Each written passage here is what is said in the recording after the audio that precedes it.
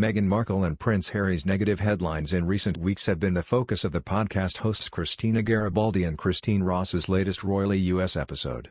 The Royally US pair expressed concern on how the recent press scrutiny of the Sussexes may be distracting for Meghan Markle and Prince Harry as the couple look to launch their charity work. "Nasty stories keep coming out of the woodwork," warned host Ms. Ross as the Royal Watcher discussed the couple's latest run of negative headlines.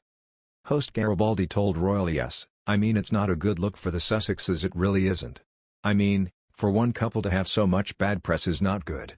There's a lot of bad stories out there. So tough for them because you know they are trying to do good work. They're trying to do important things," added Ms. Ross.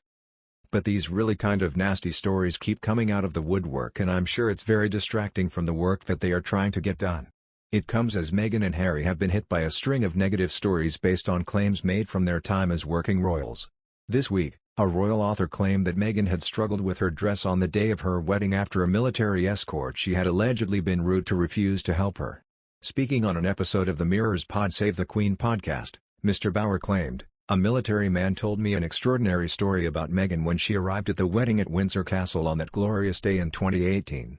You see her get out of the car unaccompanied and she has problems with the train of her dress and the army officer doesn't step forward to help her. And the reason is the day before in the rehearsal, she had been very rude to him, so he thought, well, I'm not going to help you today." I didn't get the story from him but a fellow officer of his, who explained what had happened. Meanwhile, a U.S. Supreme Court Justice Samuel Alito took him at Prince Harry over the Duke of Sussex's intervention in the Roe v. Wade abortion debate in a speech to the United Nations last month. Justice Alito brushed off criticism from the royal as well as other prominent world leaders since he ruled in favor of overturning the landmark American 1973 abortion rights decision. Nearly 1 year after an anti-monarchy group accused Meghan Markle and Prince Harry of potentially mismanaging charity funds, the UK government's charity watchdog has deemed that the actions of MWX Foundation, the organisation formerly known as Sussex Royal, did not break any laws. On Tuesday, a spokesperson for the couple expressed satisfaction with the outcome of the compliance investigation. "We are pleased that the Charity Commission has confirmed what we knew from the start, that MWX Foundation, formerly Sussex Royal, complied fully with UK charity law in its handling and transferring of funds and grants," the spokesperson told royal reporter Omid Scobie. "Today's update provides complete closure to this review and ultimately underscores both the legitimacy of the former charity and the baselessness of the claims against it." Last July, the anti-monarchy advocacy group Republic wrote a letter to the Charity Commission claiming that a transfer of funds from Prince William and Kate Middleton's Royal Foundation to Harry and Meghan's new charity was the result of a conflict of interest. In response, the Royal Foundation claimed that it had handled the transfers appropriately.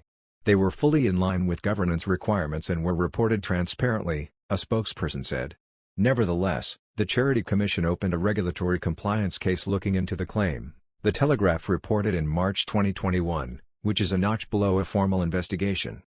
Though the watchdog cleared MWX and the Royal Foundation of any wrongdoing, it did criticize the foundation for expenditures related to the fact that it closed just about a year after it was established. A substantial proportion of funds went into setting up and then winding up a charity that was active for a relatively short period of time, Helen Erner, the Commission's Director of Regulatory Services, said in a statement. "Trustees cannot predict future events when establishing a new charity. Circumstances can change after a charity has been set up. But all trustees, before setting up a charity, should think about the longer term, and consider carefully whether a new charity is the best way of achieving the intended aims." Meghan and Harry's new charity, Archie Foundation, seems to have been designed to avoid some of these pitfalls. It is a registered 501(c)(3) non-profit organization in the U.S., which means it must uphold certain transparency standards, and focuses on directing funds to existing charities and projects instead of starting its own.